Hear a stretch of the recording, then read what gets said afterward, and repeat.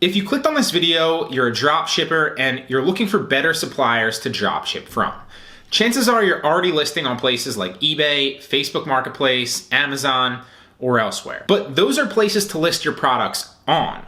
What are the best sites to dropship products from? The first one is Amazon, and Amazon's a no-brainer. Amazon's the one that the majority of people use when they're first starting, and even when they get more seasoned and they start making sales, people still list from Amazon, okay? There's tens of thousands, if not hundreds of thousands of products or millions of products on Amazon. I really don't know. There's a lot. It's a great supplier that obviously is always gonna give you refunds. You can rely on their shipping times. It has relatively fast shipping times. And it's just a great overall supplier to use, right? The issue with Amazon that's been happening recently is that a lot of people's Prime accounts have been suspended, mine included. I actually just got suspended, I think it was like a week and a half ago, and it hadn't happened to me for over 10,000 plus orders, and I just got hit with the ban recently. Now, I honestly think that that's a good thing. Here's why.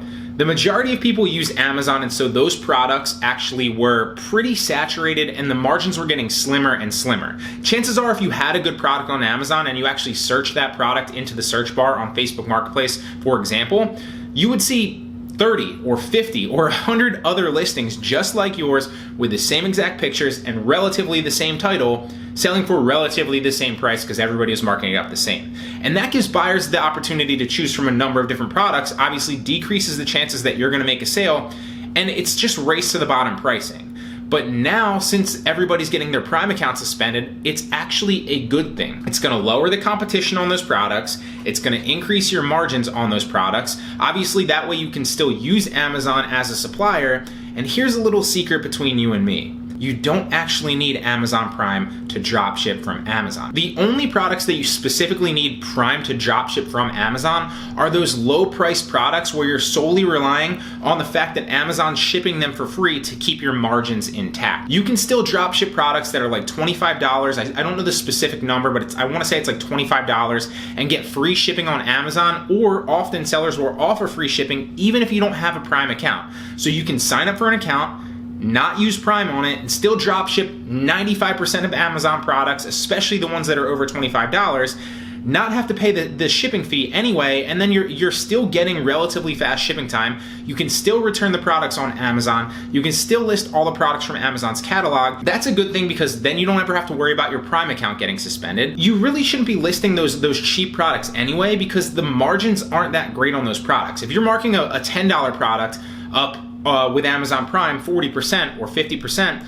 yeah, you're making 40 or 50%, but that's 40 or 50% of $10. Whereas if you're listing something for $30 or $50 or $100, that percentage is a lot more profit. It's the same margin, but it's a lot more profit money-wise in the same exact effort on your part for one sale.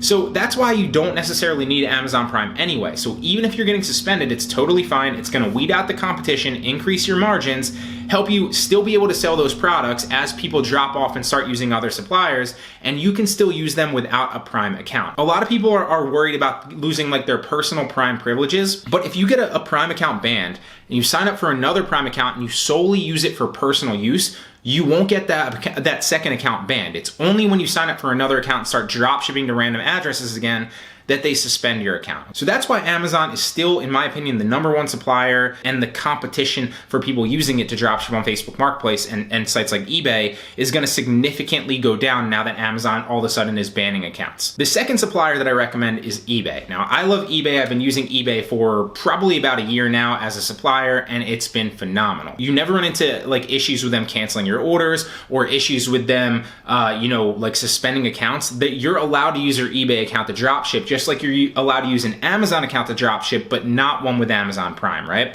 You can still use eBay and get, just like on Amazon, you can get tax exempt on eBay as well. So that's also a benefit, although it's a little bit of a slower process in my experience with eBay.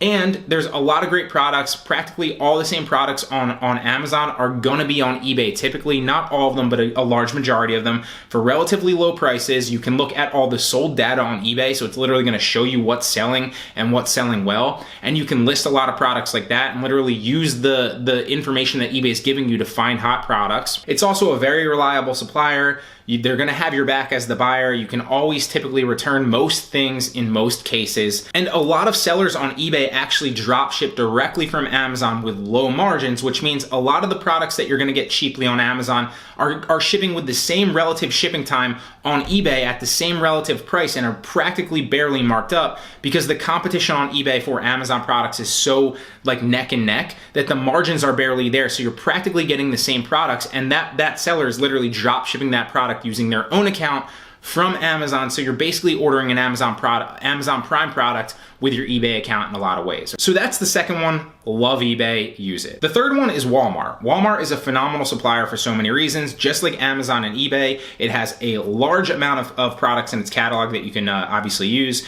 You can also use Walmart Plus, which is basically like Amazon Prime. The issue with Walmart Plus is they also do suspend you. Now, if you hop into Walmart and you start ordering thousands of products with your Walmart Plus account, you're going to lose that account relatively fast. However, I've noticed that if you have several accounts, you can basically use several accounts and just cycle through your the orders on those accounts and utilize it that way. So Walmart Plus is another phenomenal supplier. Highly recommend that you use them. And on top of all of these, I forgot to mention, with Amazon, with eBay, and Walmart, not only do all of them except Amazon integrate with cashback sites like Rakuten, so you're getting extra cash back on all your orders, but on top of that, you can use the Amazon store card to get extra 5%. You can use the eBay store card to get an extra 5% on all your orders, and you can use the Walmart store card again to get an extra 5%.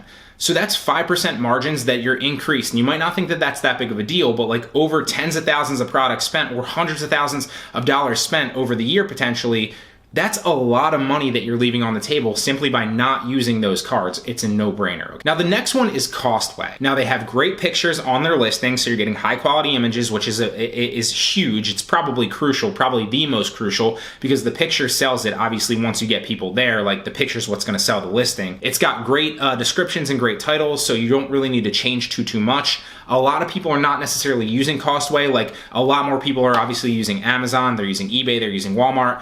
Costway is one of those where it's like in between, where like people use it, but not nearly close to all the other ones. So there's not as much competition on your products. There is a slight issue I know of with Z-Drop specifically, where it won't pull the pictures. So any friction, in my opinion, is a good thing, because that means that somebody else is going to face that friction and not necessarily use it. So if it's not downloading the pictures, but it's copying the title, it's copying the description, it's copying everything else and marking your price up, well, then you can use a plugin like e-commerce image downloader or any other Google Chrome plugin to also then just grab the pictures using that plugin, put them in your listing, and it's practically just as fast with a little bit more friction. So anytime there's friction, same thing with the Amazon Prime suspensions, I think that's a good thing, because it means that, you know, you're going to decrease your competition, because some people are going to face that and decide not to use it, okay?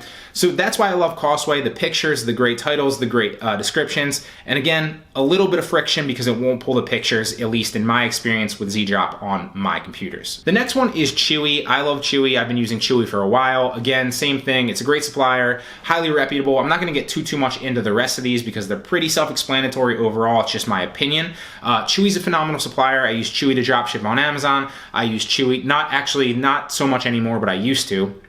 I use Chewy to dropship on Marketplace. It's a phenomenal place to find products. It has great customer service. Actually, when you go to return an item on Chewy, which I really like because I'm a dog person and I'm an animal person, they actually tell you that you don't need to return it. You can just donate it to your local animal shelter, which I think is cool. They're a great supplier, so I love supporting them, obviously, and a great company overall. But on top of that, you can return pretty much any item very, very easily. Obviously, they're going to refund you in most cases and just tell you to donate it, so you get an extra product anyway. They have great pictures. They have great titles, they have great descriptions, and it's really, really easy to use. Now, the little snag with Chewy is the same snag with Walmart as well, where you need to cycle through accounts. If you just hop on and you use one Chewy account and you start dropshipping using one Chewy account, you're going to get your account suspended pretty fast. Just cycle through your accounts slowly, place like 2 or 3 orders, then sign into another account. 2 or 3 orders, sign into another account. And as long as you have like 5 accounts, you're going to be totally fine. You only need 5 email addresses. You can use all the same card info. You can obviously, you're not going to be using the same addresses because you're going to be dropshipping to different addresses, but it's a phenomenal supplier that you can use. Highly recommend it. Another thing that I will say is on any of these suppliers, when you're dropshipping, it doesn't matter if it's Amazon, eBay, Walmart, Chewy, or Costway, or any of them, you don't want to just keep adding addresses so that when they potentially look at your account, you have 300 addresses in there that you're shipping to. That's going to be, you know, a complete red flag, and it's going to be super obvious. So instead of adding a new address, always edit the current address, and that way you only have one address in there, even though you might be drop shipping to hundreds of addresses. Always edit the address, don't add a new one. The next one is Etsy. Etsy's a phenomenal supplier, not only because it has everything else that all these other ones have as well. It has a large number of products that you can drop ship from, great pictures, great titles, great descriptions in a lot of ways, although the descriptions can sometimes be lacking. But one of the key things with Etsy is it has a lot of handmade and vintage products, obviously because that's their thing, that you can't necessarily find elsewhere. So you can be dropshipping a lot of other things that, a lot of other people necessarily aren't, because a lot of people aren't really using Etsy as a supplier, obviously, compared to Amazon or eBay or Walmart. So it's another kind of semi-obscure supplier that's super reputable, has great image titles and descriptions, and also you can return things very, very easily on it as well. Has a large number of products, but yet a lot of people aren't really using it yet. The next two are ones that are going to be just like broad overall, but in my opinion, number 7 is any obscure supplier that doesn't integrate with software. I already touched on the fact with Costway that it doesn't pull your pictures, and so that's kind of like a point of friction that like will stop some people. Any obscure supplier that you can't use software with, that like doesn't integrate with ZDrop, or doesn't integrate with FBM Fox, or doesn't integrate with any of the other ones, it's going to stop 99.9% of people because they can't use software to copy. But how hard is it to actually just copy the title and throw it over into Marketplace, or copy the description and throw it over into Marketplace, or literally use a plugin like e-commerce image downloader and just download all the pictures with one click and just bam, it grabs the pictures. By using all of those, and the fact that other people won't really be using those suppliers, you're literally carving out your own niche. You're using other suppliers that practically nobody, if not anybody, is really even using. And so you can pretty much set your prices. Like every once in a while I'll get a message now where it's like, hey, this is on Walmart for like $30 lower, or like, hey, this is on Amazon for like, $50 less. Like, what's the deal? Whereas if you're using an obscure supplier, nobody that's not Amazon, Walmart, or eBay or something like that, like nobody searching for that is going to find that supplier or know of that other website. So there's so many benefits to using obscure suppliers. Obviously, it adds friction and adds a little bit of time per listing, but because it adds that, I think that's a great thing because nobody else is using that. And especially if you're hiring a VA, like, you're not the one doing that anyway, so it doesn't really matter. It's a no-brainer. I promise you, try it out. You might not get as fast traction as you will on another site, whereas if you're like sniping products from somebody else who chances are is using Amazon, eBay, or Walmart, or Home Depot maybe, you might get a little bit slower traction, but you're gonna build a more long-term sustainable business. And if you find products that hit and actually sell, because usually that's what happens on any of these websites, like the majority of your products won't do anything, but then like some of them will just take off and keep selling. If you find one of those on an obscure supplier, nobody else is going to use those, and practically nobody else is going to be able to snipe you. And number 8 is any wholesale supplier, literally anywhere, okay? So wholesale suppliers are great. Obviously, there's a number of things that you need to, figure out when you need to find the wholesale suppliers first and foremost, and I have other videos on the channel about that. Also, you need to know that the wholesale supplier allows drop shipping, so they'll do order fulfillment for you, right? That's a little term that you can use. So don't go ask them if they allow drop shipping, but ask them if they do order fulfillment. It's the same thing, but it's a little more like professional way to say it. And on top of that, you want to make sure that there's no minimum order quantity so that you can basically order quantities of one and they'll fulfill the orders of quantities of one for you, okay? Now, I'll give you a little shortcut in this video. Obviously, this is not what this video is about, but if you go to Inventory Source, you can sign up for Inventory Source completely free. And then if you go over to the suppliers, you can literally go through the suppliers, sort for the ones that have no minimum order quantity, allow drop shipping, and there's going to show you like almost 300, if not more, suppliers. I haven't counted them recently that allow drop shipping, have no minimum order quantities, and you can grab the product catalogs for, so you can just start listing from those sites or have your VAs list from those sites as well. Not only are you going to get potential better margins because you're dealing with wholesale suppliers, the same thing goes, obviously, if you're checking out the wholesale supplier and they're reputable. They're going to have a solid return policy. Your margins are going to be better.